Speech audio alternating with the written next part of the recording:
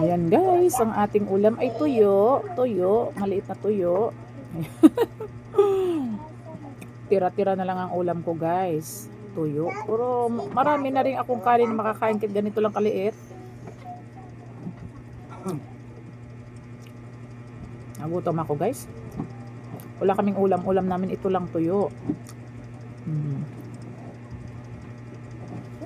Wala naman akong silan sa ulam. Basta ulam, makakain. Sige pa, kain. Basta laman tiyan, yung gusto mo, ano may tawag dito? Basta may pagkain.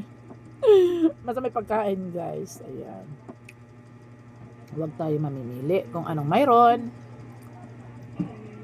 Ako, okay lang sa akin tuyo. Masarap nga yung tuyo eh. Ulam na mahihirap, tuyo, pero masarap.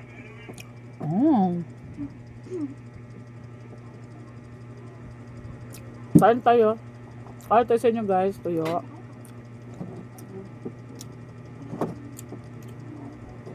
Yan, masarap kumain pag nakakamay.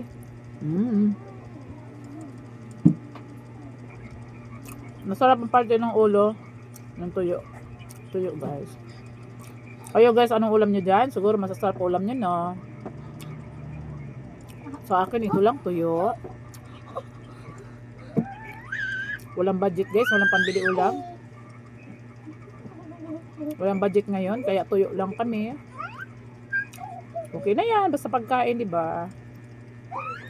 Okay.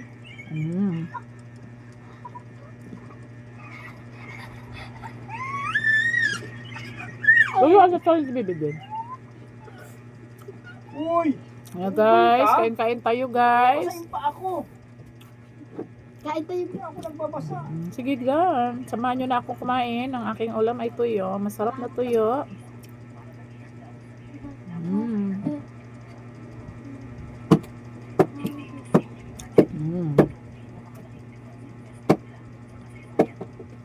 Wala kasi akong ano guys.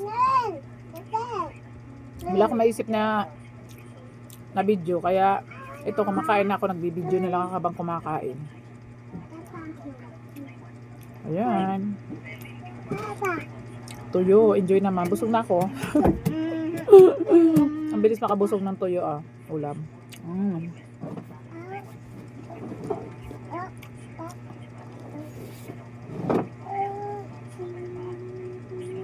Mga bata, hindi kumakain ito. Ako lang. Tsaka yung anak ko. Mga bata, hindi kasi hindi nila kaya matinik eh. Matinik. Ako guys, paborito ko kasi ito. Lalo may suka. Ngayon kasi guys, wala kaming kamatis. Kaya, Baby Dwayne, wag. Walang nabiling kamatis. Kaya, ito lang, tuyo at saka silawsaw ko lang sa kanina sa suka. Uy, wag mo galawin niya, Baby Dwayne. Uy, umawak din siya. Akin na. Ang kulit ni Baby Dwayne. Tingnan mo, may kinain ata.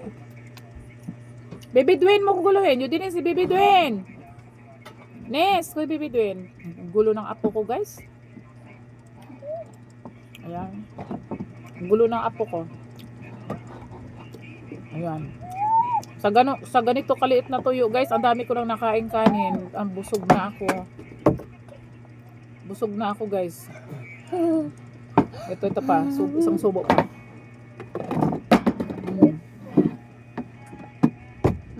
Bibig din. Wag. Kalamin na ako, guys. Yung baso ka, mabasag ka bibigin. Mabasag yung baso. Guys, ganyan guys. Bye-bye. Ingat-ingat ang lahat.